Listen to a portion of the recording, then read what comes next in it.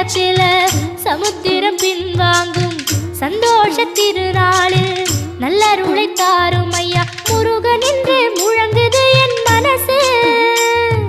கடலை போல உன் கருணை பெருசு. உப்பு காத்து ஊத காத்து சுத்தும் கடலுக்கரைய பார்த்து சத்தியமா கோயில் கொண்ட சுப்பையா எங்க குப்பத்துக்கு குலவிளக்கு நீ ஐயா. திருச்செந்தூர் ஆண்டவனே வேல் முருகா தினம் உனக்கு நன்றி சொல்வோம் மால் மருகா.